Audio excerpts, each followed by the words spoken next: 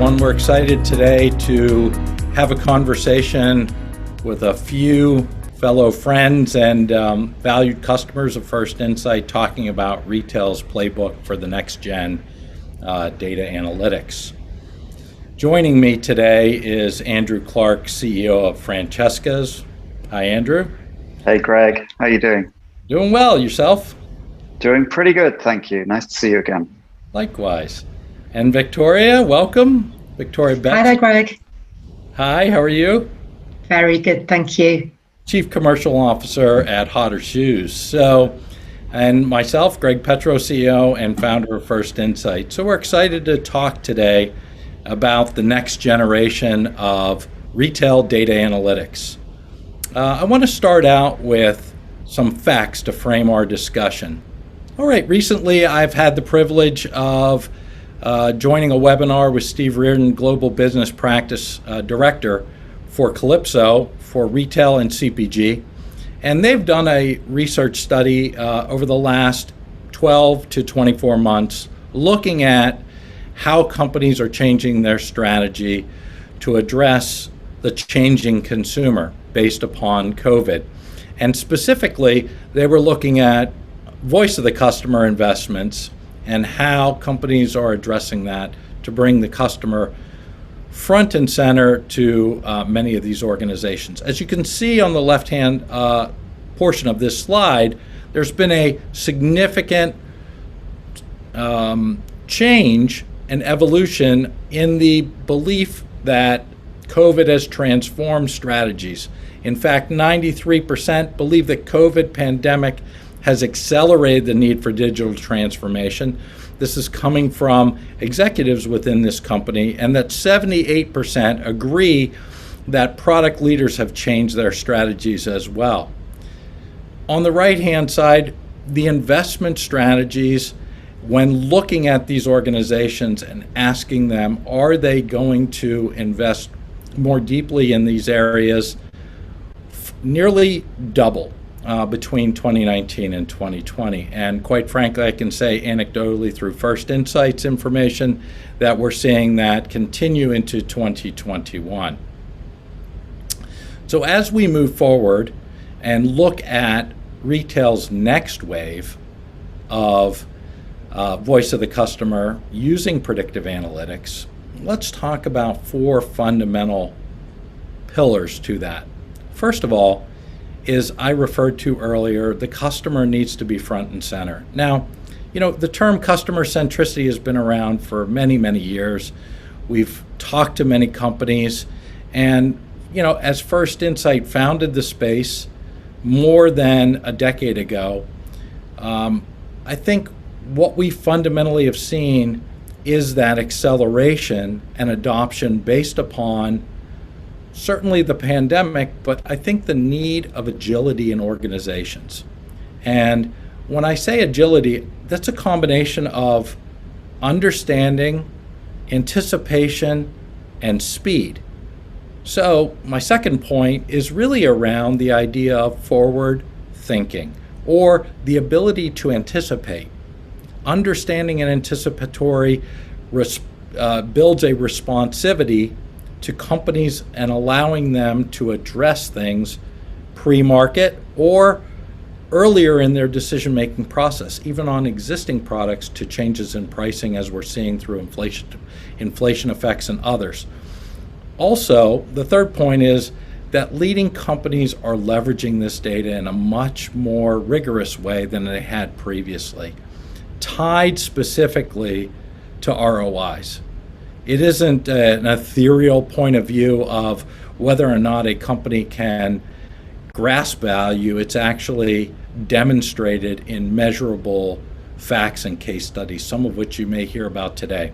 And the last piece is that nimbleness, agility that I referred to earlier, obviously becomes a key competitive advantage as companies face supply chain disruptions, as we're seeing now, leading into the fourth quarter, and likely into early 2022, pricing and inflationary changes and other dynamic nature effects to our industry as a whole. And so we're going to now explore through two customers of First Insight and two experts, I think, in the field of understanding the customer, their stories. So we're excited to hear more about that. But maybe first, Andrew, you could tell us a little bit about Francesca's. Yes, of course, Greg. So I'm the CEO of Francesca's, and we are a women's specialty retailer. We operate in the fashion space, and we have a pretty unique size footprint. We have 466 boutiques right now across the US, and we operate in about 1,600 square foot, where we sell fashion of apparel, accessories, and gifts in equal measure. We've been around since 1999, and we are proud to call ourselves a national retailer that actually shows up locally for its customer. Often our customer believes that the person behind the register is called Francesca. And so we have a highly curated and localized assortment across our boutiques. Great story. And we'll explore more when we talk about some case studies at Francesca's, but it's been a great journey to watch your organization and its success in navigating COVID, and obviously now taking the opportunities going forward. And next, we're going to hear a little bit about Hotter Shoes through Victoria, and thank you so much, Victoria. Thank you, Greg. Hi, everybody. So Hotter Shoes, we are a footwear retailer. We operate in the comfort footwear segment, largely targeting a slightly more mature consumer, 55 plus. Now, we actually were founded in 1959, and it isn't just my accent that confirms that we are a British company, but indeed we actually manufacture all of our footwear over in the UK. In 2010, we launched into the US, and our performance in the US has been growing ever since. So we're delighted to be a partner of First Insights in both our core domestic UK market and also our international markets. In terms of our business proposition and our routes to market, we're actually quite different to Francesca's in that we're much more direct consumer online pure play. And some of that is with a contraction in a much smaller retail estate than the guys at Francesca's. With regards to our footwear itself, very much the core of our brand DNA is that not all feet are created equal. So it's essential that we get close to the consumer and understand her differing needs such that we can provide what we define as customized comfort. Thank you, Victoria, and super excited to explore more in some of the stories that you are happy to share with us. Obviously, another great organization in Hotter Shoes who has navigated successfully COVID and our future, and we'll see where that bears out. So let me share just quickly the First Insight story. So as I mentioned, we were founded more than a decade ago now in the idea and the concept of helping companies make better decisions, as you can see on the right-hand side. And we did it in a space that we founded called Voice of the Customer Predictive Analytics, doing new product testing. As time has evolved, and certainly as an organization, we have matured thanks to many of our hundreds of customers, great customers like yourselves. We've invested quite a bit in our platform and technology over that period of time. And in fact, just in the last 2 years alone, collectively our investments total the entire investments of our direct competitors over their entire history. So clearly we have an advantage learning from our customers, growing our business, and that's led us to the next gen experience management decision-making platform, which, by the way, has 4 fundamental components to it. Product decisions that many people know us for, the consumer information, as well as brand and employee experience. All of that capability now is available through our platform with the speed and the scale and the science of predictive analytics, which allows us to give information back to decision makers in what I call real time or retail time, 24 to 48 hours, as well as with fewer respondents, yet a highly accurate information that they can rely on for their business and decision making. In addition to that, that real-time analytics allows companies, some of the stories that we're going to talk about today, to test products to ensure they're suitable for the markets. So we've launched a plethora of capabilities out of our platform that allow companies to do things like risk analysis and understanding risky products, or early image testing on data, and fundamentally have tested CADs for quite some time and are now evolving into 3D CADs and earlier designs, as well as existing products, so that people can understand the trade-offs in their assortments. They can also view it from a existing customer base and a future customer base. White space analysis that we're going to talk about as well. Where are the opportunities going? And fundamentally, some of the things that we're hearing about today, most salient, is around pricing. With inflation taking effect and some of the announcements that have been going on daily related to producer pricing indexes increases that are historic levels, how is a consumer going to respond? Do you need to actually promote the item? How will that affect out of stocks? So quite a bit of information, but all of it in that speed that's necessary for each of the retailers, brands, and manufacturers that we work with to have that competitive advantage. So as we think about that framework, let's spend the next period of time we have together exploring the stories of Hodder and Francesca's and how you've succeeded in navigating the challenges that you face. And so my first question would go to Victoria. Thinking about your organization, how have you implemented early stage testing at Hodder Shoes? Thank you, Greg. We first partnered with First Insights just on 3 years ago. And our core intent when we created the partnership was predominantly product experience. We found ourselves struggling with inventory excess and also inventory shortfalls. So whilst we had lots of data points to try and help aid our forecasting, fundamentally it was missing that predictive element, and we were only able to look at consumer transactional action rather than attitudinal and behavioural. In terms of our footwear, we develop different types of footwear, and it is quite time consuming and also quite costly.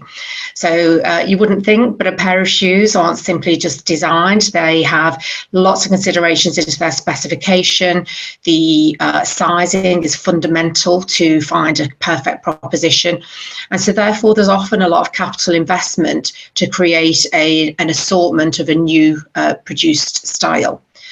So to that end, in our design process, we had to try and manage our product design aesthetics with the needs and wants of our existing and prospect consumers. So quite simply, as an example, which footwear styles would best resonate with our consumers, whether that's slightly more in the sneakers and athleisure or more in the silhouettes that you can see on the infographic just now. So we were able to really, truly get a sense of what's happening in terms of consumer trend and appetite. And quite significantly, where should we put more of our marketing dollar and more of our engineering dollar into making the most appropriate shoes that our consumers wanted.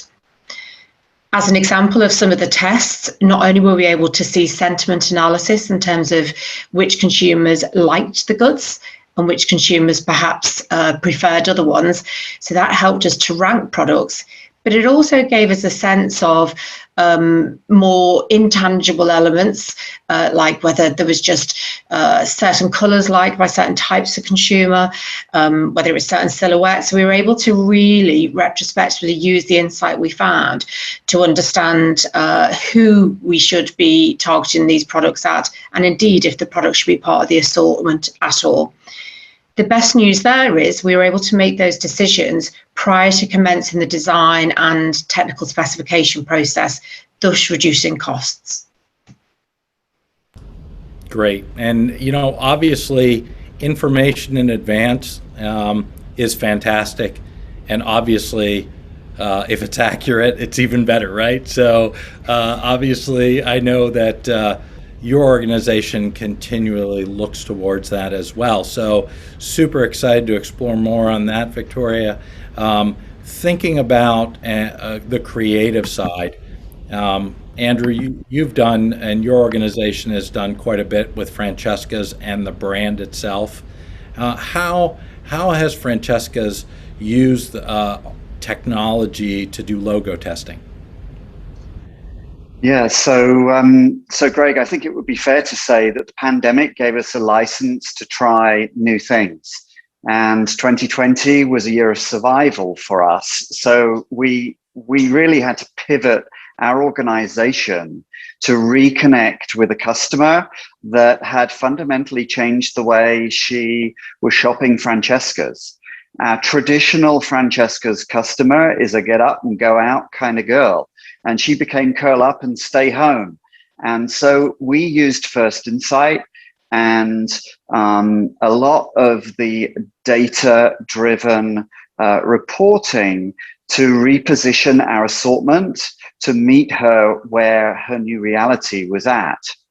As part of that, what we discovered was that we had a product opportunity to meet the needs of a younger customer who was aspiring to shop at Francesca's, but really was a little bit on the younger end of our target audience.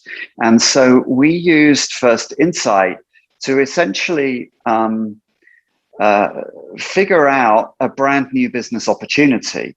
And we launched a new brand during the pandemic, not just the target customer, the product she wanted to buy, but also the aesthetic and the creative around how we would bring that idea alive and bring that to market. And so what you've got on the screen right now is Frankie. Frankie is the younger sister of Francesca's.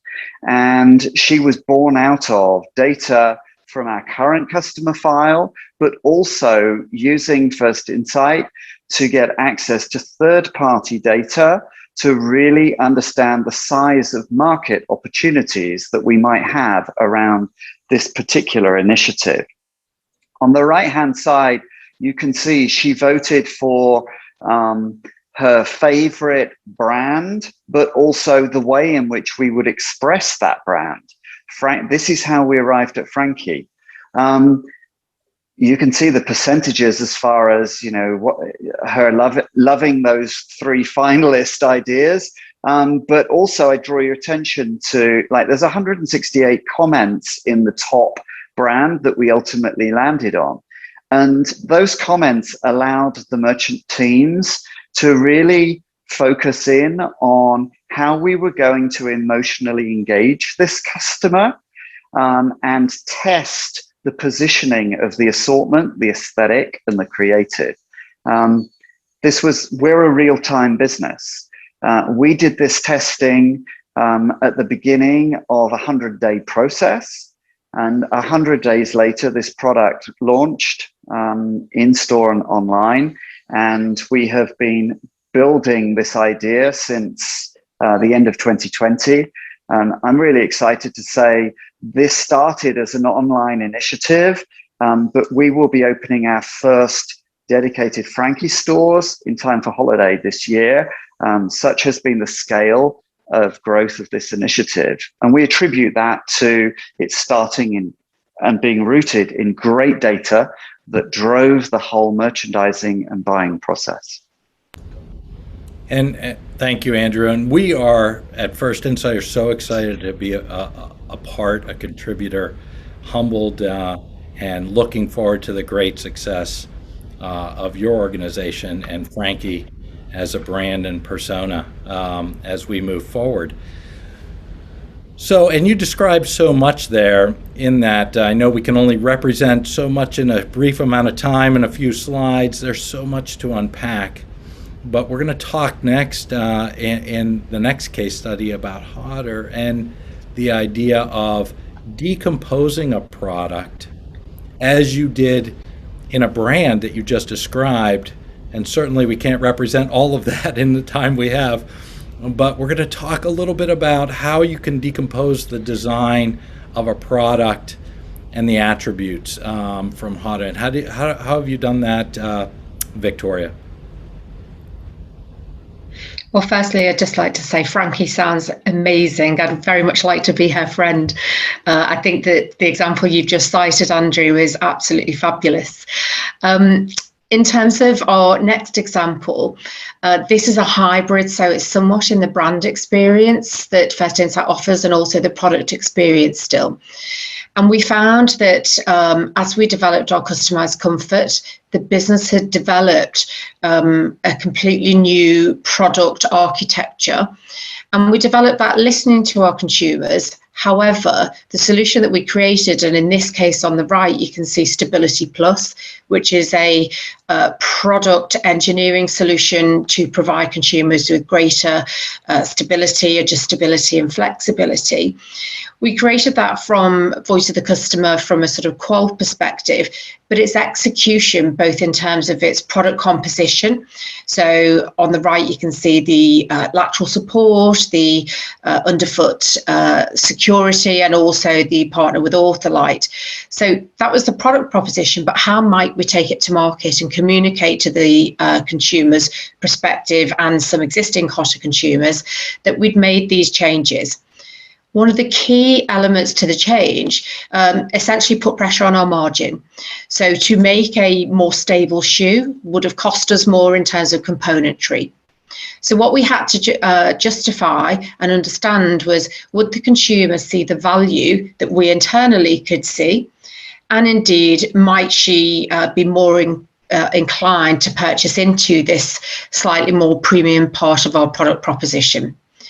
So the test itself, we used the gamification along with pick and price.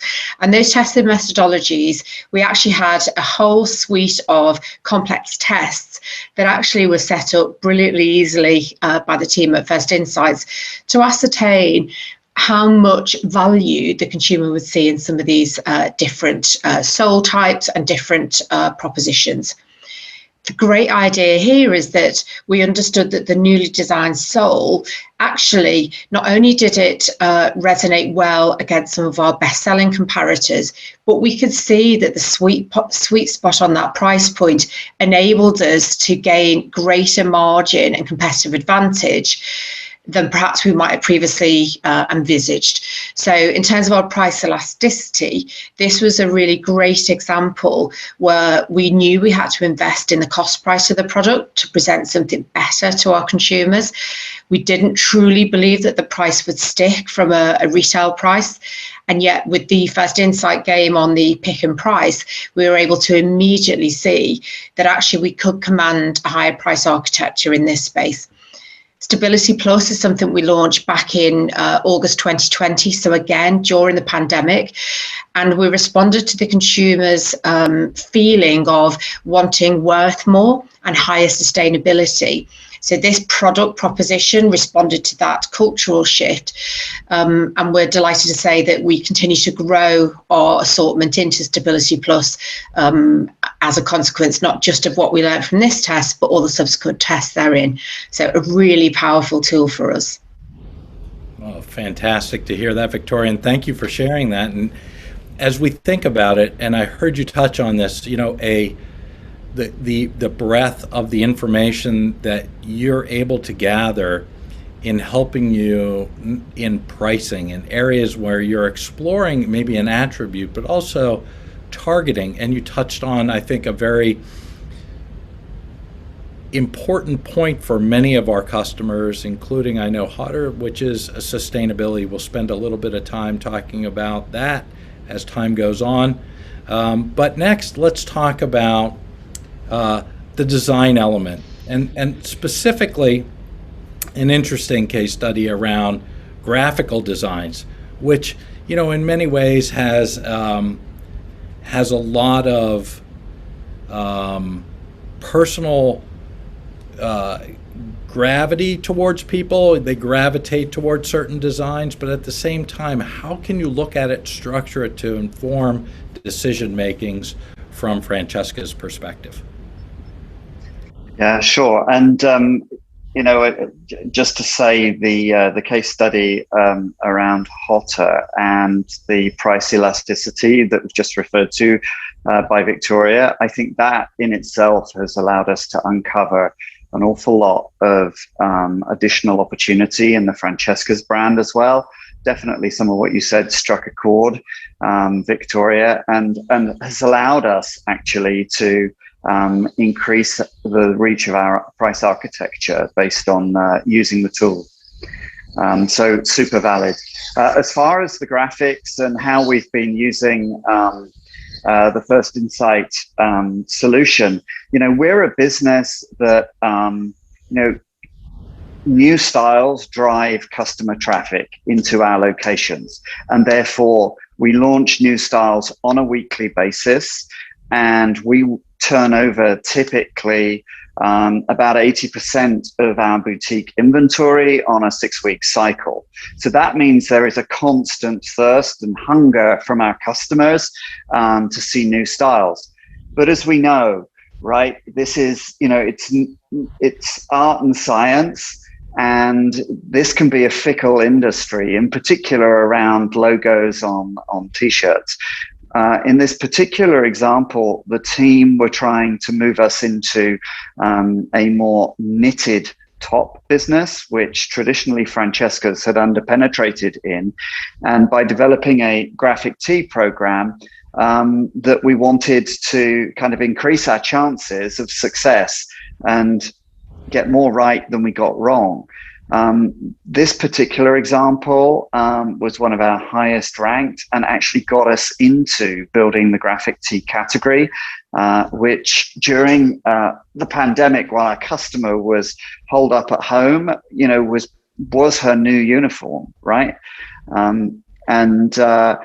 From this, we were able to build out a number of new ideas across graphic tees, and also take these graphics into both creative in our photo shoots and into other marketing materials. You can see the detail and some of the numbers behind the results and the kind of information that we got. But again, I think it's just another example of us being able to apply science to what is essentially a creative process to get a more predictable outcome that ultimately allowed us to take more gross margin dollars to the register. And I couldn't say it better. Data can be the friend of creative. Right? It can certainly help an organization understand, in some ways, things that they may miss, but at the same time, validate, as we're seeing here, ideas, and make you feel comfortable and confident in those decisions. So congratulations on that. I would say there's one rider there, Greg. It's the data can be the friend of the creative, but it's also, as we have learned, it's what are the merchants doing with that data, right? So I think the data driving the decision and ultimately the execution of an outcome that has been rooted in data is getting us the best result. It's not data for data's sake. That's a great point. Great point. Not just what you get, but what do you do with it? So fantastic. Absolutely.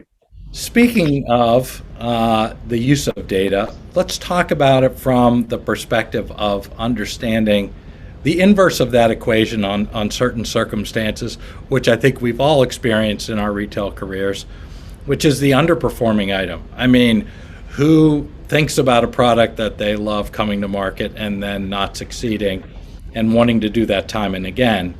But I think how have you used that type of information to avoid things at Hodder?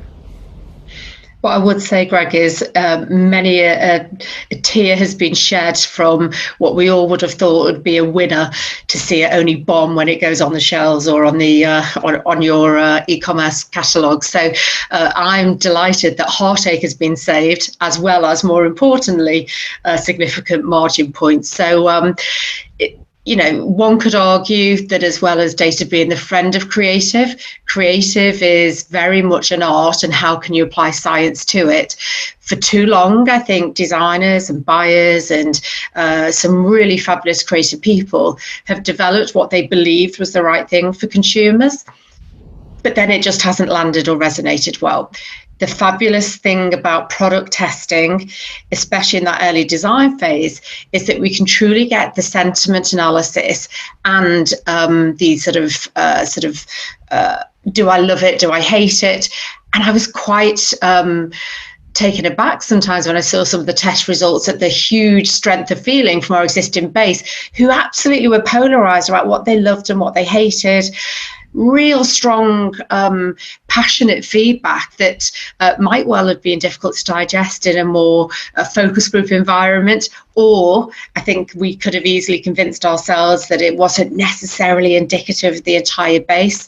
So what was fabulous with regards to some of our product testing, and you can just see 4 example shoes here.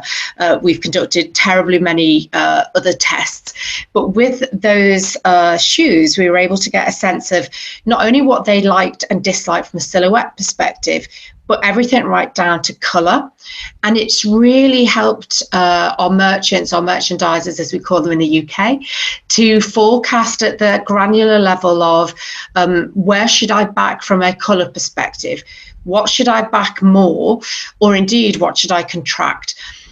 And it's been fabulous to see our product development process fit in the insight from the voice of the consumer that we get through our first insight tests, such as we iterate and also we develop, but we don't necessarily deploy, because if we were to deploy all of the products that we developed, of course, these bottom 2 on the right here would have lost us some marketing dollar, which would have been really tricky. So from our perspective, this has been really powerful to make sure that we are not putting into work products that sadly may well falter.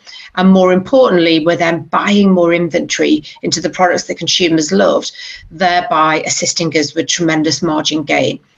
So from an ROI perspective, it's not just the benefit of those shoes that perform well, but actually protecting our spends such that we cease to invest in those styles that previously would have created those tears and heartache. Yeah, and that's a great story, because I think the essence of when we think about how First Insight works with our customer, yourself, Francesca's amongst others, we think about the idea that you have such a great organization, skill set, point of view, and understanding, and how can we provide information to give you that competitive edge, that piece of information to just make it a little bit better in decision making and avoid some of those pitfalls, maybe less tears.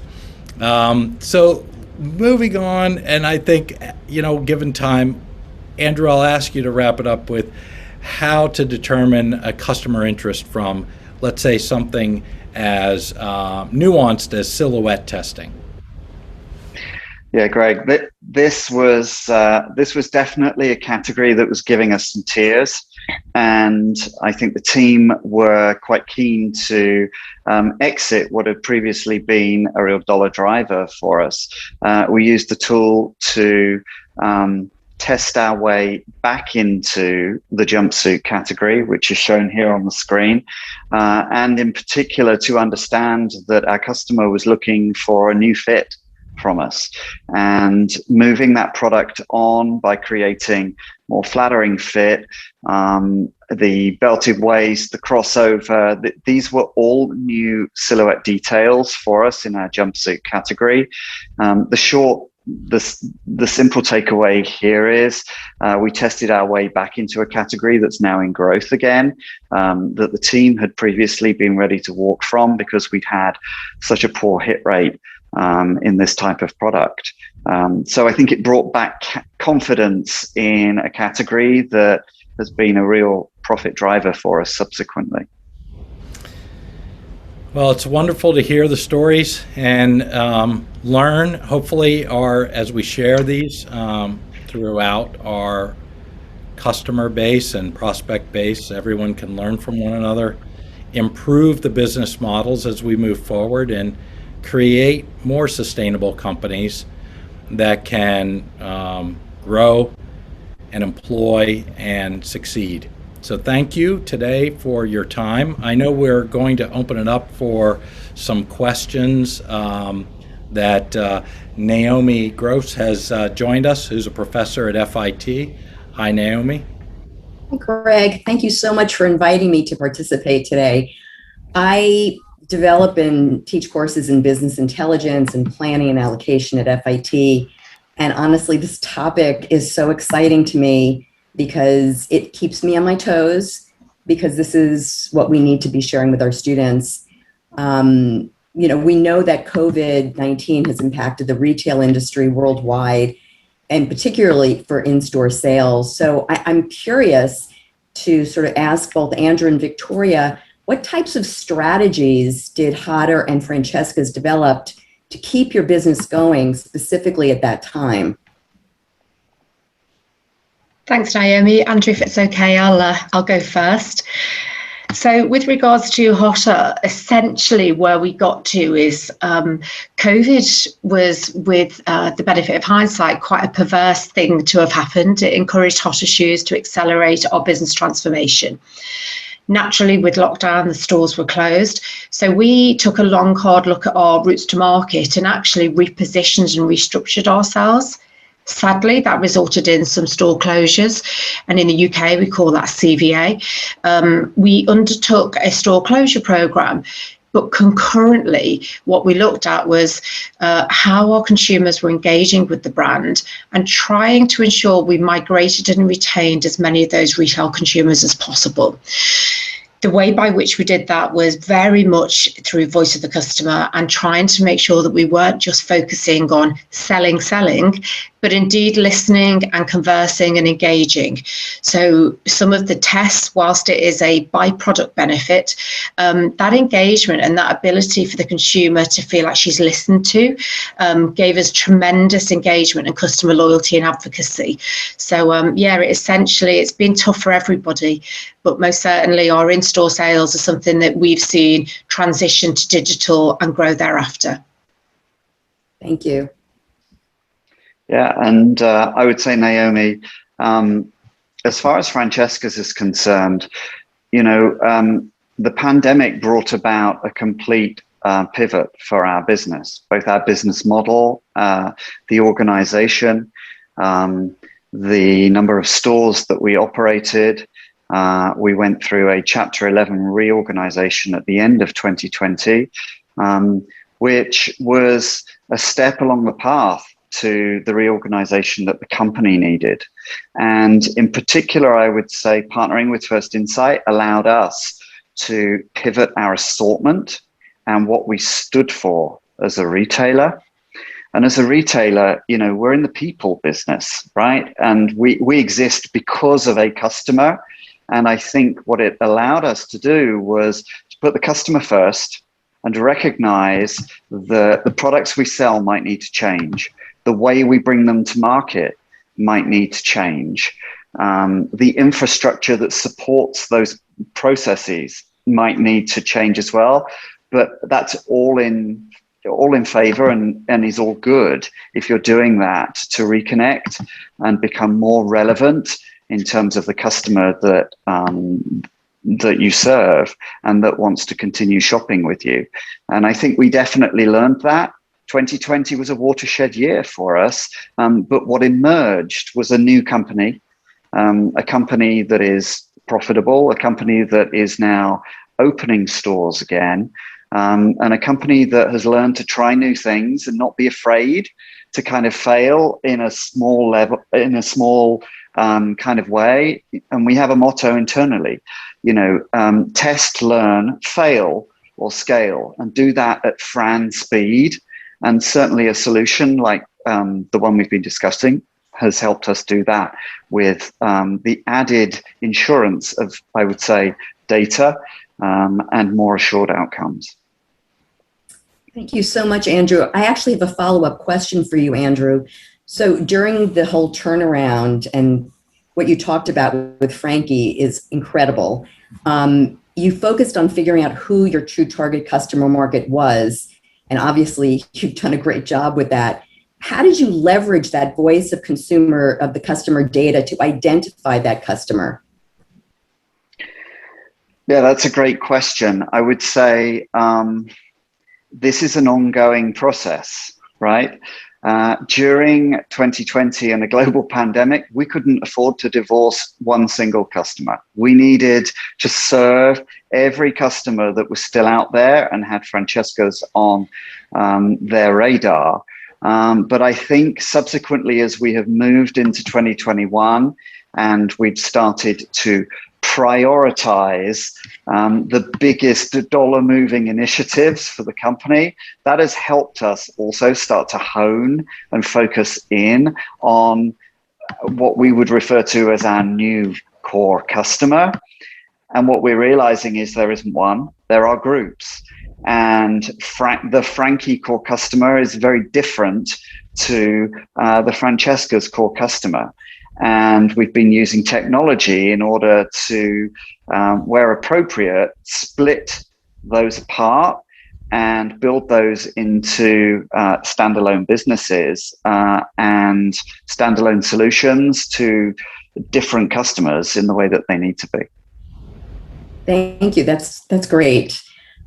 So Victoria, how did Hodder leverage that digital transformation to build an online first business that you're talking about to engage your current and not so digitally native customers and also attract a younger customer as well?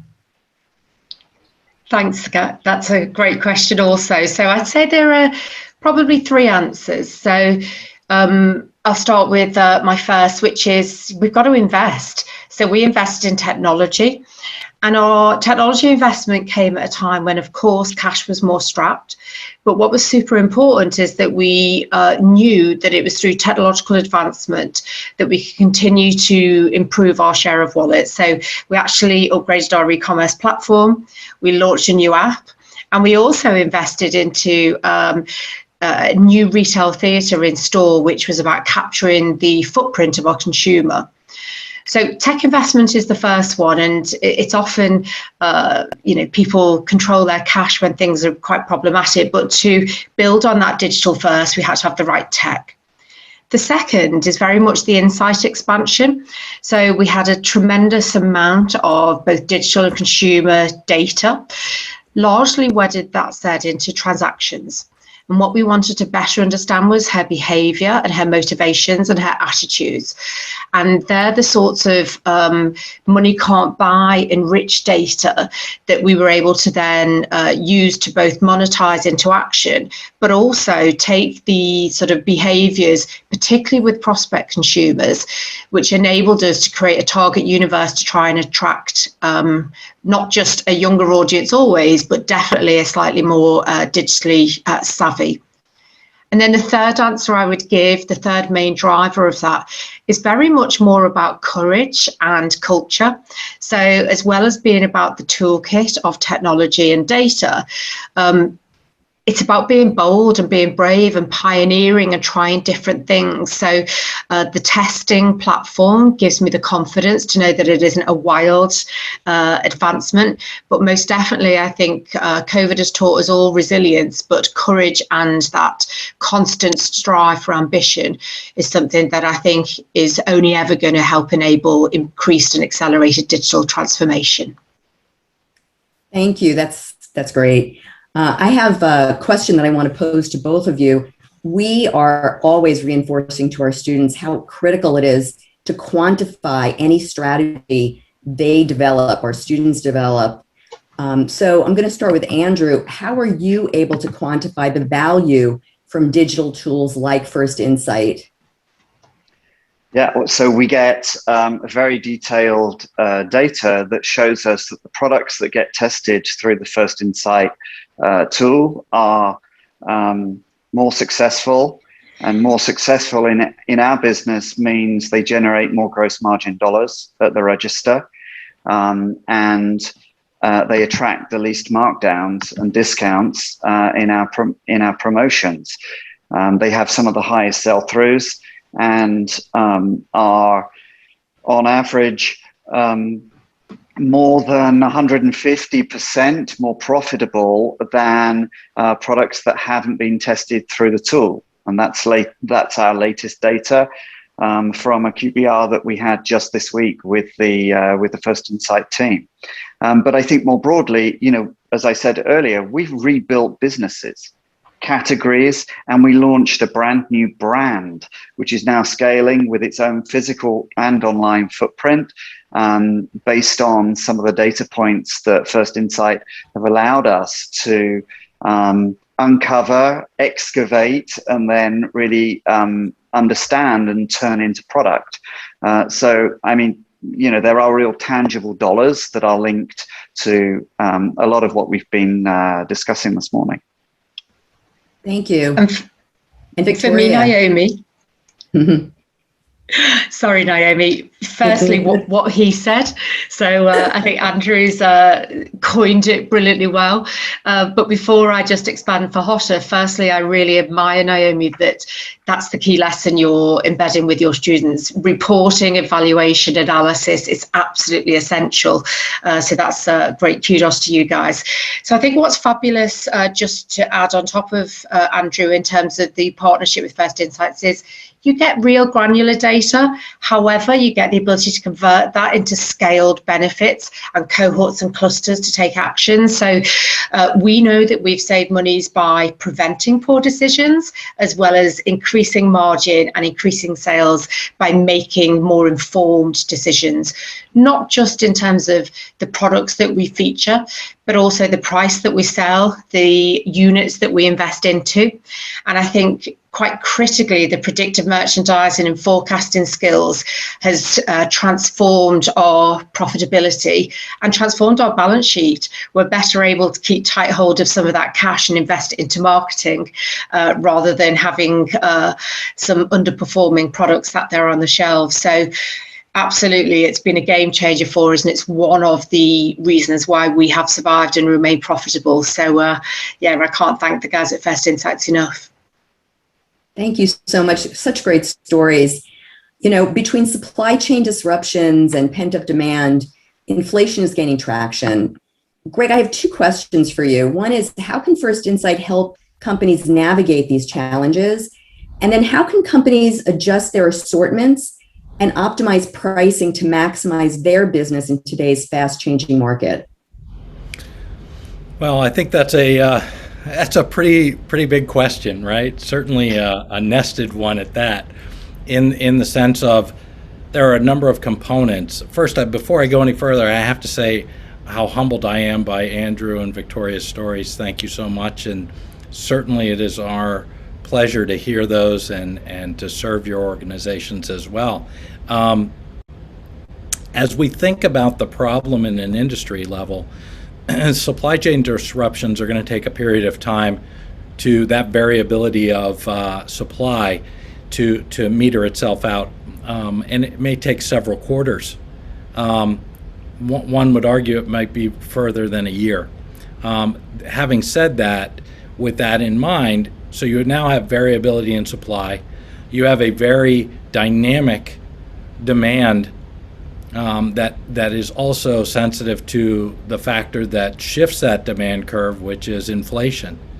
So now to try to bring those two together in an economic format of what's the optimal level of inventory boy, I'll tell you, I think our industry as a whole is going to be greatly challenged to assess that. My thought process would be, as any complex problem, it needs to be broken into components and assessed each and then collectively. So as Victoria said in one of her comments, this is a broad analysis that needs to be taken into account, but it needs to be broken into the components. And our first belief system is understand demand. Demand creates or adjusts, and then you can react in supply based upon what you're hearing through your various channels or what's available. But the essence is that demand variability based upon pricing is massively important. So that's the essence of where to start. If I were to give somebody a thought in the beginning of this complex problem, and then evolve it, but choose someone who understands that and can help navigate it with you carefully. Otherwise, I think you can build a framework of decision making that ultimately could be incorrect. So once again, let me thank you, Victoria and Andrew, for joining me, and Naomi for the great question and answer session. As I said, we at First Insight are humbled by the successes of your organizations and the companies that we serve. Grateful for your time today, and want to wish you all the best as we enter the holiday season and throughout the balance of 2021. So thank you very much. Thank you, Greg. It was a pleasure to be part of this. And as I said earlier, at Francesca's, we're on a journey, and we're pleased to partner with First Insight on that journey. It was great to learn a little bit more about Hotter, Victoria, and I wish you all the best in your US expansion. And great to meet you, Naomi, and wish you all the best for the remainder of the year. Thanks, Andrew, and a huge thank you, Greg, also for inviting us to share the Hotter Shoes story. It's great to hear some of the great examples that Andrew shared on behalf of Francesca's, and to understand how data and analytics are an integral part of the learning journey. So thank you for having us, and best of luck. Thank you, Greg and Victoria and Andrew, for allowing me to be a fly on the wall for this conversation. It's been wonderful. Been a great, have a great day, everyone.